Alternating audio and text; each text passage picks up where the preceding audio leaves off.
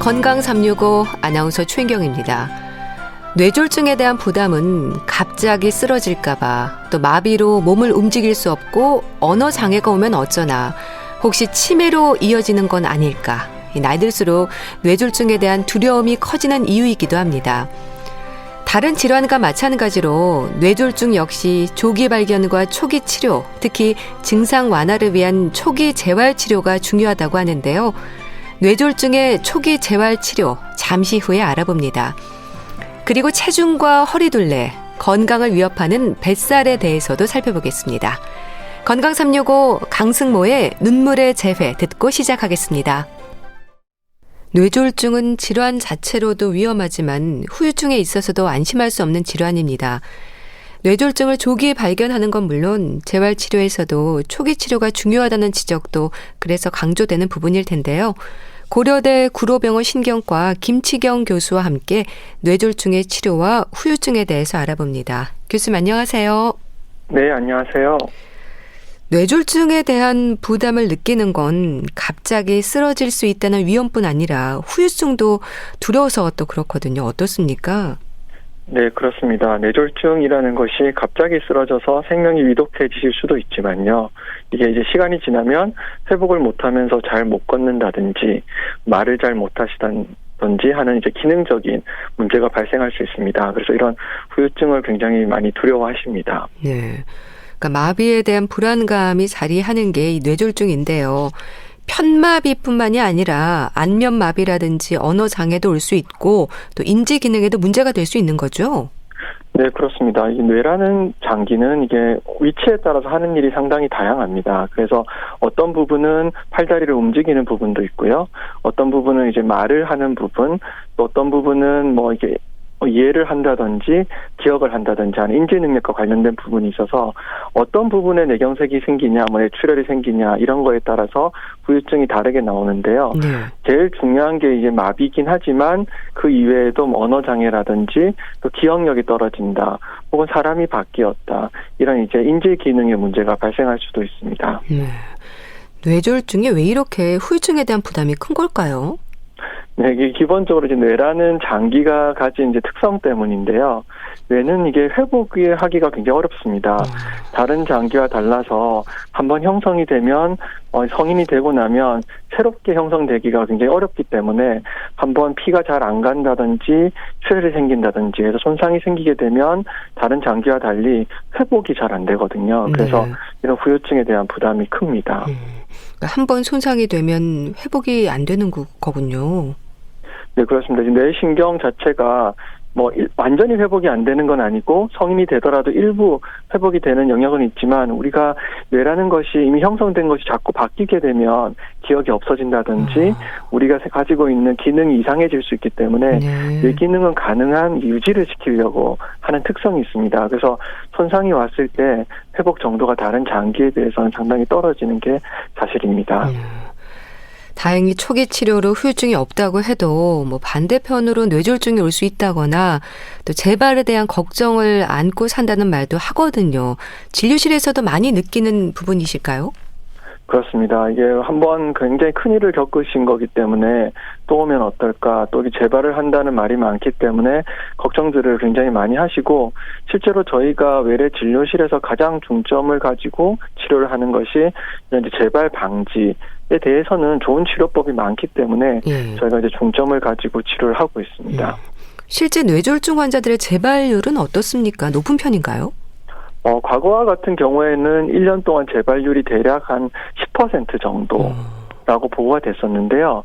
최근에는 점점 이 재발에 대한 치료라든지 예방법 이런 것들이 개선이 되면서 5%, 또 뇌졸중의 타입에 따라서는 3%까지도 떨어졌기 때문에 과거에 비해서는 상당히 재발률이 떨어졌습니다. 그렇지만 연간 재발률이 10%, 5%라고 한다면 평생을 따지시면 상당한 재발률이 있다라고 판단되시기 때문에 관리를 잘 해야 되는 병은 사실입니다. 그러니까 재발 방지를 위해서 노력을 해야 될 텐데요. 그래서 치료 후의 관리, 그러니까 재활치료의 중요성이 강조가 되겠죠. 네, 그렇습니다. 이게 환자분들이 일단은 뇌경색이나 뇌출혈이 생긴 이후에 전혀 회복이 안 되는 건 아니거든요. 그래서 3에서 한 6개월까지는 꾸준히 회복이 되기 때문에 이 부분에 대한 재활 치료가 꼭 필요하고 또 이후에 재발 방지를 위해서 약물을 복용한다든지 운동 혹은 뭐 고혈압, 당뇨병, 고지혈증을 조절하기 위해서라도 환자가 생활을 하시는 게 굉장히 중요합니다. 걷는다든지 사람을 만나서 일상생활을 할 수 있다는 게 이런 재발 방지를 위해서도 매우 중요하기 때문에 재활 치료가 중요합니다. 그런데 뇌졸중의 후유증이 워낙 다양하지 않습니까? 재발 치료의 기준과 방법을 어떻게 이어가야 할지 이 부분도 고민이지 않을까 싶은데 어떨까요? 맞습니다. 이게 뇌경색이란 것이 주로 이제 마비, 못 걷는다 이런 것들이 가장 대표적인 증상이기 때문에 이 부분에 대한 재활이 주로 중점적으로 이루어지긴 합니다. 실제 걷느냐 못 걷느냐는 차이가 너무 크기 때문에 재활 치료의 가장 이제 중점적인 부분이 주로 이제 하지의 움직임이라든지 또는 이제 손의 움직임, 팔의 움직임 이런 주로는 이제 마비에 대한 재활이 많은데요. 그렇지만 이제 그런 증상만 있는 게 아니라 언어 장애라든지 인지 장애 이런 혹은 이제 복시라든지 이런 다양한 어지럼증, 다양한 증상이 있을 수 있기 때문에 실제로 재활 치료는 환자의 특성에 맞춰서 상당히 세분화되어서 이루어지고 있습니다. 원래 상태로 돌아가는데 시간도 많이 걸리겠어요. 네, 그렇습니다. 사실 이 뇌졸중이 발생하고 거의 완전히 회복되는 분은 한 30% 정도라고 보고 있고요. 한 반 정도는 그래도 상당한 수준 일상생활을 할 수 있는 정도로 회복을 하실 수는 있는데 문제가 이제 50% 정도는 그래도 꽤나 좀 어떤 불편감을 느낄 수 있는 후유증이 남을 수 있기 때문에 우리가 특히 초기에 재활 치료가 굉장히 중요하겠습니다. 뇌졸중을 앓고 난 후에 환자들에게 지적되는 주관적 악화라는 것도 있던데요. 교수님, 이거는 뭘 말하는 겁니까? 보통 이제 뇌졸중이라고 하면 제가 인터뷰 초반에 말씀드렸듯이 뇌는 회복력이 좀 떨어지기 때문에 다른 장기보다 후유증이 많이 남을 수 있다 이렇게 말씀을 드렸는데요. 그렇지만 그래도 뇌졸중이 발생하고 초기 한 3개월에서 6개월 정도는 상당한 회복이 이루어집니다. 물론 이제 뇌경색의 크기나 위치에 따라 다르지만 그래도 환자분들이 보통 회복을 꽤 많이 하시거든요. 근데 오히려 한 3개월, 6개월쯤 되면 이제 좀 정체기에 다다릅니다. 회복을 하지를 못하면서 이게 후유증이 남을 가능성이 이제 생기면서 처음에는 좀 회복을 하기 때문에 희망적으로 재활 치료를 하고 이렇게 좀 열심히 하시다가 좀 슬럼프에 빠진다고 해야 될까요? 많이 힘들어하시겠네요. 이 정체기에는. 정체기에 이제 불안하시거나 우울증이라든지 이런 이제 그러면서 증상이 감각 증상이 변했다라든지 힘이 더 빠진 것 같아요. 이렇게 이제 주관적 악화를 호소하시는 분이 상당히 많습니다. 환자가 느끼는 경험적인 증상들이 있다는 얘기인데 사람마다 다른가요? 또 언제까지 이런 일이 일어날 수 있는지도 궁금합니다. 네, 그렇습니다. 이게 사람마다 증상이 일어날 수 있는 그것이 좀 다 다른데요. 물론 이제 회복을 상당히 잘 되는 그런 분들 같은 경우는 다행히도 증상이 좋아지고 기분도 좋아지시고 여러 가지 일상 활동도 복귀하시고 이런데 이제 후유증이 심한 형태의 뇌졸중 같은 경우는 경험적인 증상이 더 두드러지기 때문에 우울증, 불안증 이런 것들도 두드러지고 또 이제 주변 대인을 기피한다든지 사회생활도 어려워지고 이렇게 되면서 점점 재활 치료도 못하게 되고 이런 이제 악화되는 상황이기 때문에 사실 본인의 노력도 중요하지만 의료진이라든지 보호자 이런 분들의 도움도 절실하게 필요합니다. 정말 실제 일상에서 느끼는 불안감이 클 것 같은데요. 그러니까 여행을 간다거나 할 때도 혹시 다시 쓰러지지 않을까 걱정되기도 하고 또 우울감도 있을 것 같기도 하고요. 어떤 치료 프로그램들이 있습니까? 네, 그렇습니다. 사실 그래서 저 외래에서도 이거 비행기를 타도 되나요? 제가 해외여행이나 제주도 여행을 해도 되나요? 집에서 멀리 가도 되나요? 이런 질문들을 많이들 하십니다. 실제 불안하시니까. 혹시 무슨 일이 있으면 병원 근처에 있는 게 안전하지 않을까 사실이기도 하고요. 그 부분이. 그런데 제가 이제 그럴 때마다 모두 안 됩니다. 이렇게 말씀드릴 필요는 없는 문제고 그게 시기에 따라서 다르거든요. 이 재발률이 초기 한 달, 초기 2달, 2-3달 이럴 때 상당히 높다가 약을 잘 드시고 재활 치료도 잘 하고 관리를 잘 하시면 점점 재발률이 떨어지게 됩니다. 그래서 뇌경색이나 뇌출혈이 생기고 일정 시간이 지난 이후 그리고 또 의료진에게 꼭 그 부분을 물어보셔야 합니다. 왜냐하면 혈관이 굉장히 나쁘다든지 아니면 이제 재발의 위험이 특히 유별나게 높은 분들이 있거든요. 그런 분들은 또 그런 분에 맞춰서 저희가 설명을 드려야 되기 때문에 그런 본인의 위험도를 막연하게 내가 한번 생겼으니까 위험하다 이렇게 생각하실 건 아니고 정확하게 의료진한테 한번 물어보셔야 되겠고요.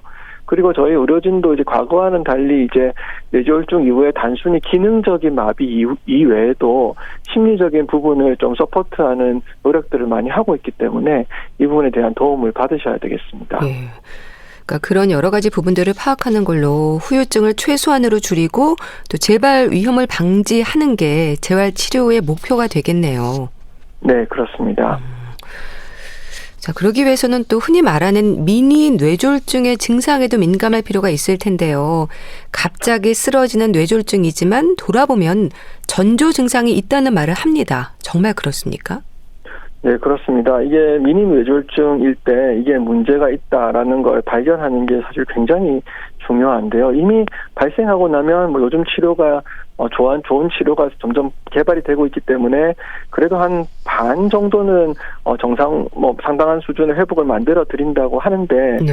그렇지만 반 정도 50% 정도는 후유증이 남는 병이기 때문에 사전에 예방을 하는 게 중요하겠습니다. 그래서 미니 뇌졸중이라는 것이 대표적인 전조 증상이라고 할 수 있기 때문에 특히 뇌졸중 전에 영국 쪽에서 조사한 자료에 따르면 한 20에서 30% 정도는 미리 뇌졸중을 느꼈다 이렇게 이야기를 합니다. 그래서 이런 단계에서 발생하지 않게 예방을 하는 게 중요하겠습니다. 예.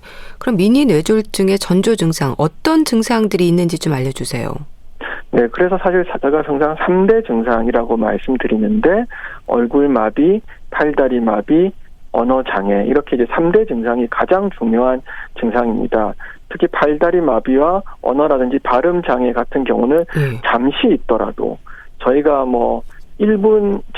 수분 정도 있더라도 이것은 굉장히 중요한 증상이기 때문에 꼭 병원을 방문하셔야 합니다. 보통 이제 한 2, 3분 정도 그랬다가 나아지시면 괜찮겠거니 하실 수가 있는데 특히 팔다리 마비, 얼굴 마비, 언어 장애는 수분 정도 증상이 있다가 없어지더라도 꼭 병원을 방문하셔야 합니다. 네, 그 3대 증상, 얼굴 마비, 팔다리 마비, 언어 장애 이런 증상들이 그러니까 위험을 인지하지 못할 정도로 간헐적으로 자주 나타났다가 사라지는 건가요?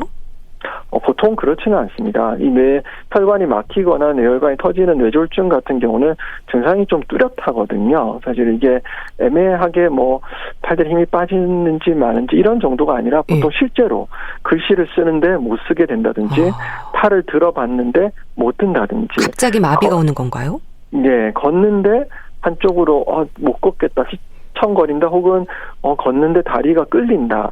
확연한 증상이 보입니다. 특히 발음 같은 경우도 주변 분들한테 꼭 물어보셔야 됩니다. 내 발음이 괜찮냐?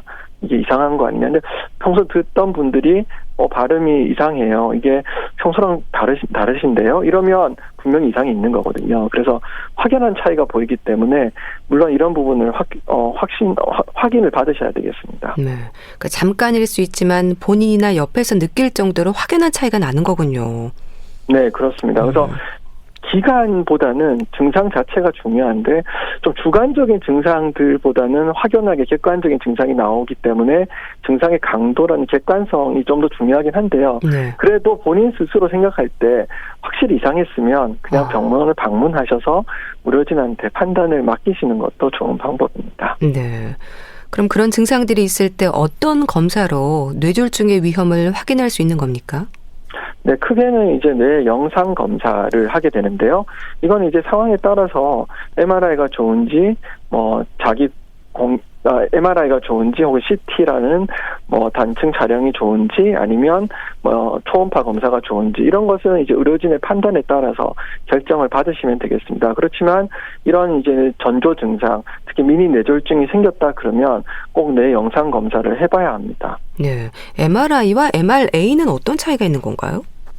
네, 이게 뇌를 찍는 자기 공명 영상이 크게 두 가지 역할이 있는데요.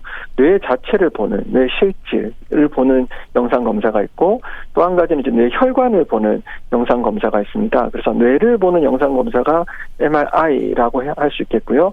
혈관을 보는 검사가 MRA, 라고 할 수 있는데요.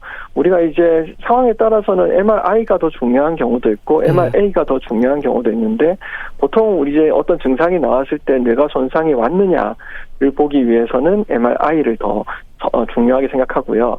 증상은 현재 없어졌지만 뭔가 이유가 되는 혈관에 나쁜 상태가 있느냐를 보기 위해서는 MRA를 찍게 됩니다. 네. 그렇게 전조 증상 때문에 검사를 했는데 실제로 위험 단계에서 발견되는 경우도 많습니까?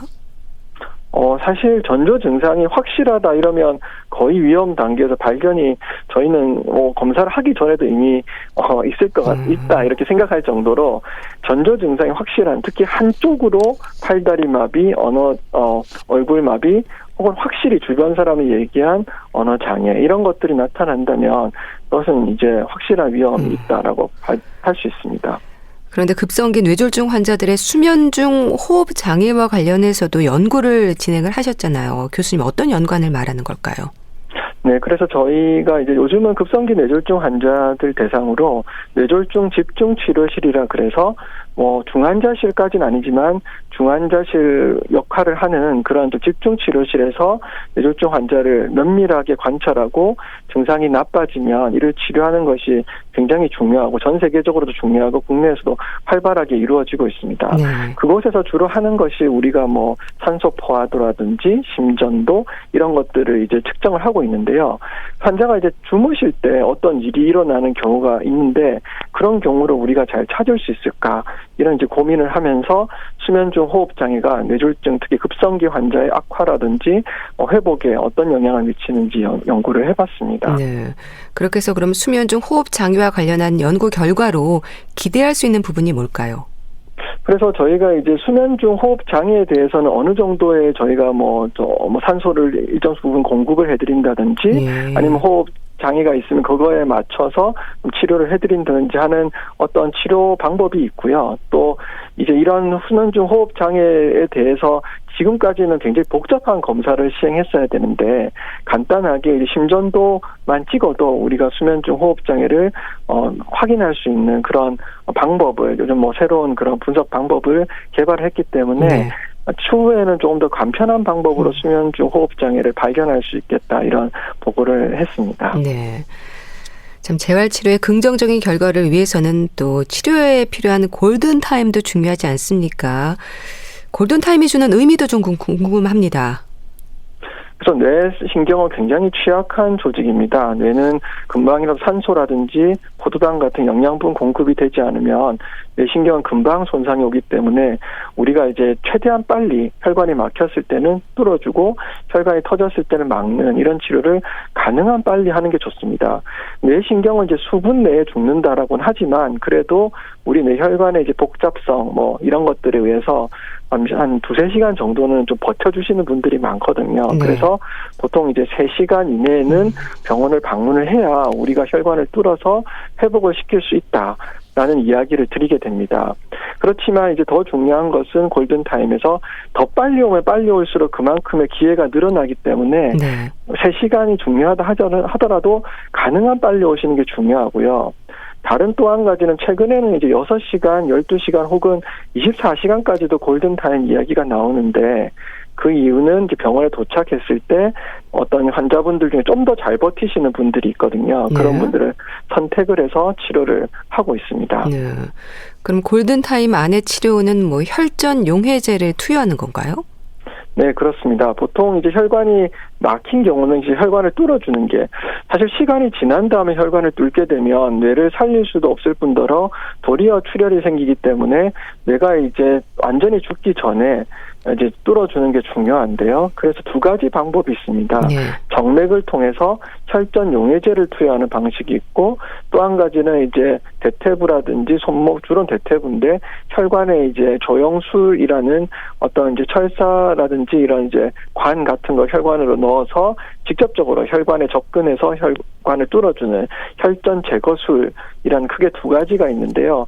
요즘은 이제 2가지를 다 병행해서 시행하는 경우가 많고 네. 혈전 용해제 같은 경우는 굉장히 손쉽게 투여할 수 있고 빠르게 투여할 수 있는 장점이 있는 대신에 좀 이게 재개통시키는 그 비율이 좀 떨어집니다. 예. 대신에 혈전 제거술은 이제 특별한 혈관만 할 수 있고 좀 병원 도착 이후 당일 준비하는 데 시간이 걸리기 때문에 또 시간이 걸린다는 문제는 있지만 이제 재개통률은 상당히 높다 이런 장점이 있습니다. 네. 이 골든타임을 놓치는 안타까운 일이 없도록 쓰러졌을 때 주변 분들의 119 신고라든지 또 전조 증상에 민감할 필요도 있을 텐데요.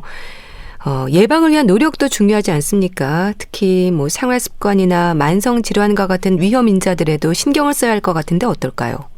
그렇습니다. 저희가 이제 뇌경색약, 뇌출혈 같은 이런 뇌졸중의 대표적인 위험 인자로 고혈압, 당뇨병, 고지혈증, 그리고 이제 심방세동과 같은 심장 질환을 말씀을 드리게 되는데 이런 것 중에 하나라도 있으면 우리가 뇌졸중의 위험이 높아지는 것이기 때문에 관리를 잘 하셔야 되겠고요. 당연히 흡연은 하지 않아야 합니다. 그래서 흡연은 하지 않는 방향으로 생활을 바꾸시는 게 필요하겠고 뇌혈관 질환은 어느 날 갑자기 일어나긴 하지만 사실 지난 한 20년, 30년간의 생활 습관이 누적되어서 일어나는 일이고 실제 이 누적된 문제가 회복되려면 또한 5년, 10년 정도는 걸린다 이렇게 보기 때문에 바로 지금 이 순간부터 충분한 운동과 그다음에 이제 뭐 식단 같은 경우도 좀 탄수화물 섭취나 뭐 콜레스테롤 지방 섭취는 조금 특히 동물성 지방이라든지 트랜스 지방 이런 섭취는 좀 줄이고 네. 그리고 야채 섭취를 많이 하시면서 식물성 지방이라든지 오메가3 함량이 많은 어류 계통의 이제 지방 성분을 섭취하시는 것을 추천드립니다. 네. 또 뇌졸중의 재발이나 후유증을 걱정하는 분들에게 도움이 되는 말씀이 있다면 짚어주시죠. 예, 뇌가 회복이 굉장히 어려운 장기이긴 하지만 뇌졸중 이후 초기 한 3에서 6개월에는 상당한 회복이 이루어지기 때문에 포기하지 마시고 꼭 재활 치료를 열심히 받으시기를 추천드리고 또 뇌졸중의 재발에 대해서는 과거에 비해서 상당히 좋은 약제라든지 우리 치료법이 점점 개발이 되고 있습니다. 그래서 과거에 비해서 분명히 재발률이 거의 반 정도 떨어졌다고 보고가 되고 있기 때문에 너무 걱정하지 마시고 담당 의료진이 추천하시는 대로 잘 치료를 받으시면 10년, 20, 30년 정도 건강하게 충분히 지내실 수 있다라고 말씀드리고 싶습니다. 네, 말씀 잘 들었습니다. 오늘은 뇌졸중의 치료와 후유증에 대해서 알아봤는데요. 고려대 구로병원 신경과 김치경 교수와 함께했습니다. 말씀 감사합니다. 네, 감사합니다. KBS 라디오 건강365 함께하고 계신데요. 심신의 그대 슬픔까지 사랑해 듣고 다시 오겠습니다.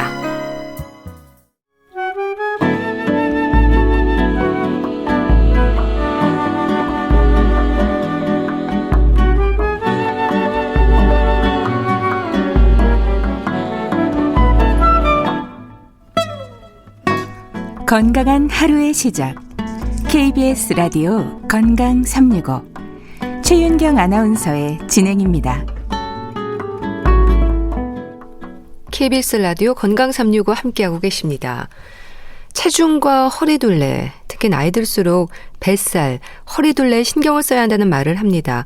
당뇨병을 비롯해서 만성 질환으로 관리가 필요한 환자들에게도 허리둘레는 언제나 지적이 되는 부분인데요. 어떻게 이해하면 될까요?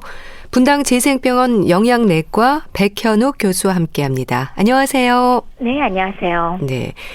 교수님은 어떠세요? 체중계와 좀 친하세요? 저의 경우는요. 아침에 샤워 끝나면 한 번씩 올라갑니다. 비교적 친한 편입니다. 아, 그러시군요. 매일 체중계에 올라가는 습관을 가지라는 말 많이 듣습니다. 어떤 의미일까요? 물론 다이어트를 하시는 분들은 다이어트 목적으로 어제보다 얼마나 감소했는지 매일 체중계로 측정하는 분 많겠죠. 네. 근데 우리가 매일 체중계 올라가는 습관, 적어도 주기적으로 체중을 측정하는 것이 좋다라고 권고하는 이유는 의도하지 않은 체중 변화가 급격하게 있는지 아니면 체중이 지속적으로 한 달이고 6개월이고 1년이고 증가하고 있는지 혹은 지속적으로 빠지고 있는 것이 아닌지 점검을 하라는 의미가 있습니다. 네. 그러니까 체중 변화에 관심을 가지는 게 중요한 이유가 의도하지 않은 변화라는 얘기를 하셨는데 그러니까 체중이 갑자기 늘거나 갑자기 줄어드는 건 모두 문제가 될 수 있다는 말씀이신 거죠? 물론입니다. 체중의 급격한 변화는 건강에 심각한 문제가 동반되는 경우가 있을 수 있으니까 관심을 많이 가지셔야겠죠. 네. 예를 들자면 체중이 갑자기 늘었다. 이런 경우에 갑상선 기능 저하 같은 문제가 발생을 하거나 아니면 콩팥이 안 좋거나 간이 문제가 있거나 심장 등의 문제로 심한 부종이 동반되면 갑자기 문제가 되겠죠. 그리고 체중이 감소하는 경우에는 많은 분들이 아마 살 빠졌다고 좋아하기도 할 수 있겠지만요. 네. 항상 기쁜 일은 아니죠. 암이나 기타 심각한 질환의 동반 가능성이 매우 높습니다. 예. 그럼 체중이 급격하게 변화한다는 게 어느 정도의 변화를 얘기하는 걸까요? 일반적으로 급격하게 건강으로 문제가 될 정도라 그러면 보통 6개월에 5% 내지 10% 평소 체중에 예. 한 달에 역시 5% 이상 빠졌을 경우에는 우리가 급격하게 빠졌다고 얘기를 하곤 합니다. 네. 근데 또 체중에 대해서 특히 젊은 사람들은 크게 신경 쓸 필요가 없다는 말도 합니다. 그러니까 타고나길 뼈가 굵은 사람, 뼈가 가는 사람이 있기 때문에 체중은 문제되지 않는다는 말도 하거든요. 체중과 체형과 체격은 다르게 이해를 해야 되는 걸까요? 많은 걸 말씀드려야겠네요. 예. 우선 첫 번째는 젊은 사람들은 크게 신경 쓸 일이 없다라는 말은 상대적으로 젊은 사람은 활동량이 많고 근육량도 많죠. 따라서 기초대사량도 높고 열량 소모량도 많으니까 나이 든 노인보다는 아무래도 사용하는 게 많죠. 네. 따라서 체중 증가에 크게 신경 쓸 필요 없다라는 뜻이 아닌가 생각을 합니다. 그러나 역시 젊은 사람일지라도 유전이나 생활습관이나 성별 혹은 운동 선수 등등에 의한 개인차가 크니까 역시 잘 살펴봐야 되겠고요. 네. 그다음에 체중과 체형과 체격을 말씀하셨군요. 체중 자체는 골격이 아주 크거나 근육량이 많으면은 그 자체가 중량이 많이 나가기 때문에 체중이 아주 무겁게 측정됩니다. 따라서 타고난 뼈가 굵다라고 하면은 그건 골격이 큰 경우가 되겠죠. 예. 따라서 비만도를 판단할 때 체중의 절대적 수치만으로 비만도를 얘기하는 건 적절하지 않다는 말씀을 드릴 수 있겠고요. 체형은 체격과 비슷한 말이기는 하지만 정확히 또 동의어가 아닙니다. 일반적으로 우리가 비만형이다, 아니다 할 때는 체형을 의미하죠. 예. 이 체형이란 건 골격 구조 위에 근육과 그리고 피하 지방이 더해서 외형적인 개개인의 특성을 표현하게 됩니다. 어떤 사람은 통통하고 동글동글하고 이런 것들은 다 체형이겠죠. 근데 이런 체형은 인종, 성별, 연령 등에 의해서 영향을 많이 받게 됩니다. 네. 근데 이에 비해서 체격은 근육과 피하 지방을 모조리 제외하고 골격 자체의 형상과 크기를 의미하게 됩니다. 그러니까 앞서 말씀하신 뼈가 굵다, 가늘다 하는 것은 체격이라고 할 수 있겠습니다. 실제로 체격은요, 성장이 끝난 다음엔 영양 부족이나 질병 등이 있더라도 별로 변화를 많이 받지 않죠. 예. 그렇지만 체형은 영양 상태가 나빠지거나 질병으로 인해서 변화하기가 쉽기 때문에 근육량과 피하 지방의 양의 분포가 바뀌기 때문에요. 비만형 체형에서 저체중 상태로 바뀌거나 혹은 마른 체형에서 비만형으로 얼마든지 변화할 수가 있는 거죠. 예. 근데 아무리 먹어도 살이 찌지 않는 사람이 있는가 하면 물만 마셔도 살로 간다는 말도 합니다.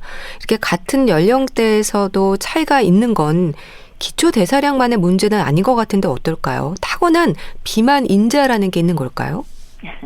비만으로 가느냐 아니냐 여부는 물론 인종적 차이를 포함해서 유전적인 요인도 있지만은 상당수는 환경과 생활 습관에 관련될 때가 많습니다. 예.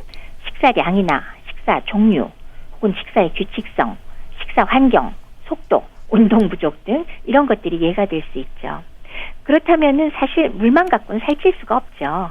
오히려 적당량의 물을 마시지 않으면 노폐물 배설도 부족하고 피로감이 심해지고 살찌기 쉬워요. 예.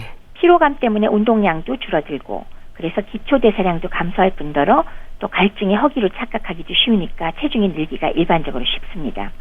근데 2000년대 초반에 장내 세균의 군 종류에 따라 그룹에 따라서 지방을 축적하는 체질 여부가 결정된다는 연구가 나왔습니다. 예.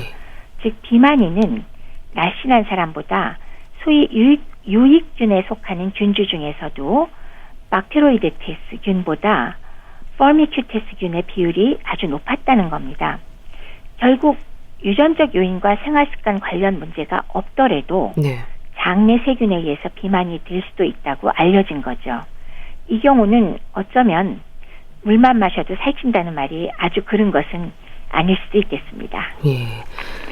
말씀하셨듯이 요즘 뭐 장내 세균에 대한 관심이 참 높은데요. 흔히 말하는 유익균과 유해균 이런 문제가 지적이 됩니다. 여기에 대해 좀 설명을 해주세요.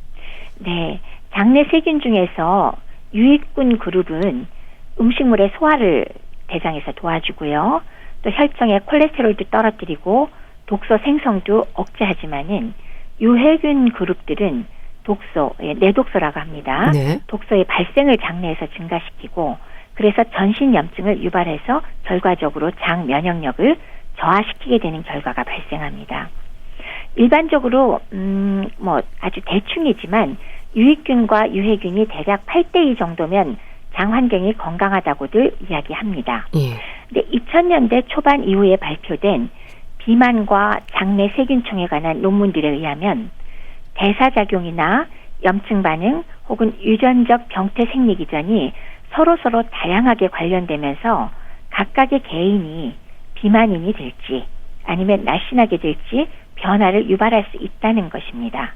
즉, 이 결과에 의하면 예. 프로바이오틱스나 혹은 프리바이오틱스 아니면 항생제, 유산균 종류 등으로 장내 세균총을 변화시킨다면 비만이 어쩌면 해결될 수 있겠다는 가능성을 보여준 것이라 할 수 있겠습니다. 네. 또 건강을 위해서는 체중보다 뱃살에 신경을 써야 한다는 말도 하지 않습니까? 이건 또 어떤 의미일까요? 앞서 말씀드렸듯이 체중 자체는 비만도나 혹은 비만 관련 위험도의 판단 기준으로 조금 미흡한 점이 있습니다. 한 예로 비만한 사람이 질 좋은 단백질 섭취도 열심히 하면서 운동도 아주 열심히 해서 체지방도 줄고 근육량이 분명히 늘었습니다. 그래서 실제 입는 옷의 사이즈가 줄어들었는데 체중계 올라가면 변화가 거의 없어요. 네. 그리고 비만도를 측정할 때 흔히 사용하는 그 체중을 T제곱으로 나눈 체질량 지수 전혀 변화가 없습니다. 굉장히 실망스럽죠? 근데 나는 바뀐 건 맞단 말이에요. 뭘 재보면 될까요? 네, 줄자로 허리둘레를 재어보라고 합니다. 허리둘레를요. 그렇죠. 허리둘레가 줄었다는 건 복부 비만이 좋아졌다는 뜻이고 이는 내장 지방이 줄었다는 것을 의미할 수도 있습니다. 잘 알고 계시는 대사증후군, 즉 비만, 당뇨, 고혈압, 고지혈증의 복합증후군의 판정 기준 중에서 비만도를 측정하는 것은 실제로 체중이 아니고 허리둘레를 측정합니다. 네. 이 건강검진을 하고 나면 체지방률에 대한 기록도 확인할 수가 있습니다. 근데 나이 들수록 체지방률이 같아도 뱃살의 위험은 높아진다는 말도 하거든요. 또 이거는 무슨 얘기일까요? 근육량이 아주 많은 사람이나 저체중의 경우는 앞서 말씀드린 체중과 키만 갖고 판단하는 체질량 지수만으로는 체지방량을 정확하게 판단하기가 어렵습니다. 따라서 이것을 정확하게 판단하기 위해서 생체 전기 저항 분석기기, 보통 왜 우리 헬스클럽이나 검진센터를 가면 인바디라고 부르죠. 네. 이 기기나 또 다른 덱사라는 기계 등을 사용해서 지방의 비율을 우리가 계산을 할 수 있습니다. 그래서 고전적으로는 남성의 체지방률이 25% 이상 그리고 여성의 체지방률이 35% 이상이면 비만을 고려한다고 미국 내분비학회에서 정의했습니다. 우리나라에서는 조금 낮게 보기도 하기는 합니다. 예. 그러나 체지방률을 측정하더라도 피하지방하고 내장지방을 분류하기는 어렵죠. 따라서 나이가 들수록 문제가 되는 복부 비만 중에서도 특히 내장 비만을 구분하기 위해서는 기본적으로 체중과 키만이 아니고 허리둘레를 반드시 함께 측정하는 것이 바람직하겠습니다. 네. 그럼 여기서 체지방에 대한 이해가 좀 필요할 것 같은데요. 체지방과 근력은 균형에 신경을 써야 하는 부분이지 않나요? 그렇죠. 그러니까 앞서 말씀드렸듯이 체질량 지수 이외에 체지방량을 검사하기 위한 방법을 제가 말씀을 드렸는데요. 생체 전기저항 분석 인바디 기기를 사용을 하건 아니면은 덱사라는 이중 에너지 X선 흡수법을 사용하건 인체의 지방량과 근육량의 비율을 우리가 보게 되는 겁니다. 그래서 그 비율이 지방이 더 많으냐 근육이 많으냐에 따라서 체지방률을 우리가 보게 되는데 네. 당연히 율을 보는 것이기 때문에 근육량이 줄고 지방량이 증가하면 비만으로 진단될 뿐만 아니라 근감소증이라는 문제점들이 많이 발생하게 되니까 균형에 신경을 많이 써야겠죠. 네. 참 나이 들수록 뱃살이 나오지 않도록 허리둘레에 신경을 써야 한다는 거는 많이들 알고 계십니다. 근데 나이 들수록 뱃살이 나오는 건 어쩔 수 없는 일이라는 생각도 드는데요. 근데 마른 체형의 경우에도 뱃살은 있다는 말을 하지 않나요? 나이가 들수록 뱃살이 나오는 건 어쩔 수 없다라는 건 일견 진실이기도 하고요. 예. 또 노력하면 바꿀 수 있는 거죠. 실제로 여성과 남성 모두 30대 이후에 점차적으로 몸에서 성장 호르몬이 줄어들고요. 또 인슐린 유사 성장 인사가 분비가 감소합니다.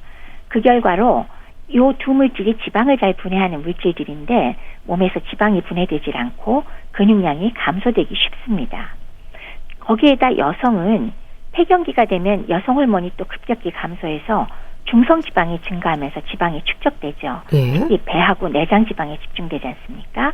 이런 호르몬 영향 이외에도 나이가 들면 기초대사량도 감소하지요. 전신 운동량도 줄어들죠. 또 많은 경우에 현대인들의 좋지 않은 생활 습관이나 스트레스 등이 배 지방을 축적시키는 요인이 됩니다.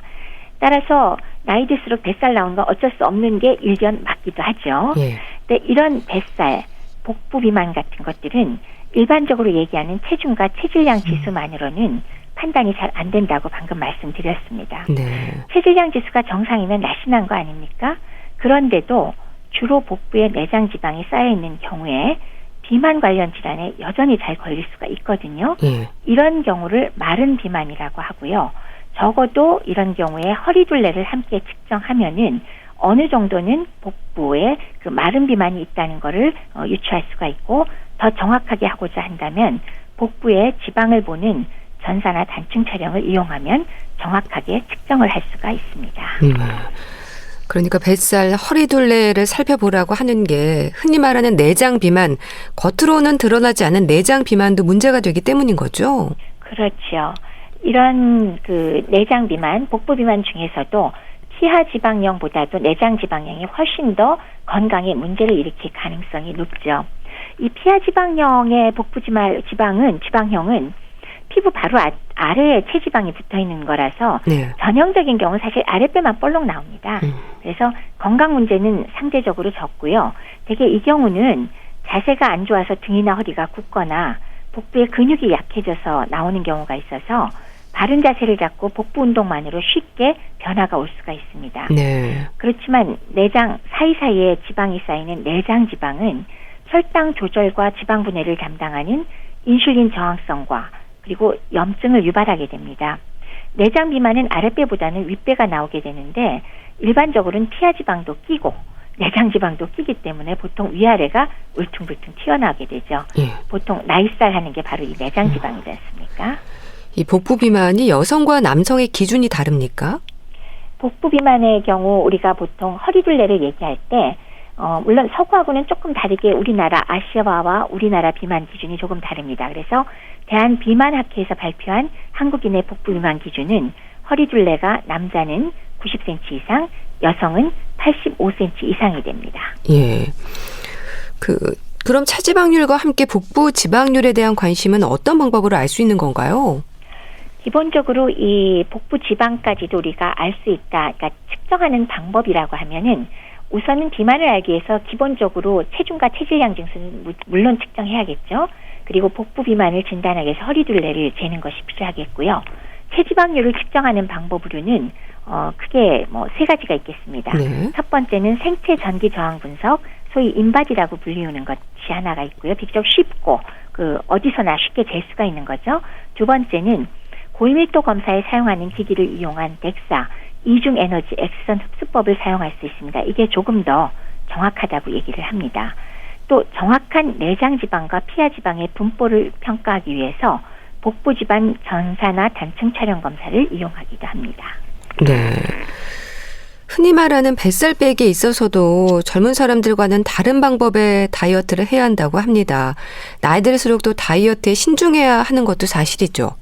그러면요.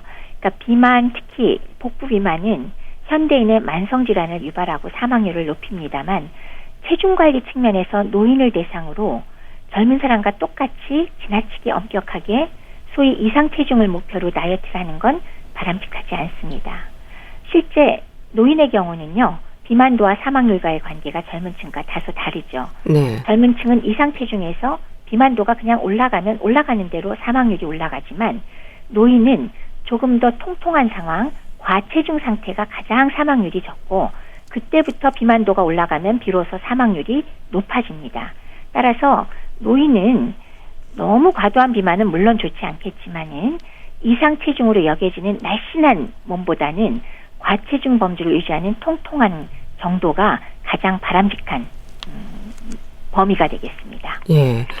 그럼 다이어트를 한다고 너무 마른 몸매를 유지하는 것도 좋은 일이 아니겠네요. 그렇죠. 예. 지나치게 엄격하게 식단을 조절한다거나 지나치게 운동을 과도하게 하면 오히려 건강을 해칠 우려가 있고 실제 사망률도 더 올라가게 됩니다. 네. 그럼 통통하다는 정도가 어느 정도를 얘기를 하시는 건가요? 일반적으로 우리가 과체중이라 그러면 아까 말씀드린 그 체중을 키 제곱으로 나눈 체질량 지수가 보통 이상 체중이 23 미만으로 되어 있습니다. 그리고 비만은 25 이상으로 되어 있는데 23에서 25 사이 정도를 유지하시면 오히려 가장 바람직하다고 말씀을 드릴 수가 있겠습니다. 네.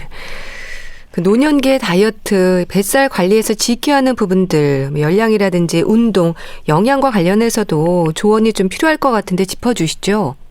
나이가 들면은 호르몬 영양, 운동 부족 포함해서 생활 습관에 의해서 뱃살 나오기 쉽죠. 그래서 대사질환, 심혈관 질환, 뇌혈관 질환, 암발병하고도 이것들이 다 관계가 굉장히 높기 때문에 지나치게 비만인 경우는 아무리 나이가 들었어도 건강을 위해서 할 수 있는 노력은 해야 되겠습니다. 네. 그래서 우선 생활 습관 중에서도 식사 습관을 보자면 평생 식사 습관 솔직히 바꾸긴 어렵습니다. 그러나 규칙적으로 일정량을 드시도록 하는 거는 어느 정도는 노력하시면 가능할 거고요. 질 좋은 단백질 섭취를 꾸준히 하는 거를 항상 권장합니다. 그래서 몇 끼니 소량이라도 네. 고기, 생선, 두부, 계란 등이 곁들여지면 바람직하겠고요. 단순당을 함유하는 음식은 피하는 것이 좋은데 달콤한 간식거리, 특히 왜 손자들이 집에 있다 그래서 여기저기 있으면 자꾸 집어먹게 됩니다. 그런 거는 아예 치워버리는 것이 바람직하겠고요. 두 번째는 운동인데요. 너무 어려운 운동 생각하지 마시고 일단 첫 번째 바른 자세로 그리고 매일 일정 시간을 걷는 것이 가장 바람직할 것이고요. 세 번째 가장 중요한 것 체중 감소의 목표를 소위 이상 체중을 목표로 하지 마시고요. 네. 조금 통통한 살집이 있는 정도, 즉 과체중, 체질량 지수가 23에서 25 정도가 되는 정도로 유지를 하도록 하고 지나치게 체중을 줄이고자 하는 노력은 하지 않으셨으면 하는 것을 권고하여 드립니다. 네, 알겠습니다. 자, 오늘은 체중과 허리둘레에 대한 말씀 들었는데요. 분당 재생병원 영양내과 백현욱 교수와 함께했습니다. 말씀 잘 들었습니다. 감사합니다. 네, 감사합니다. 조갑경의 바보 같은 미소 보내드리면서 인사드릴게요. 건강365 아나운서 최인경이었습니다. 고맙습니다.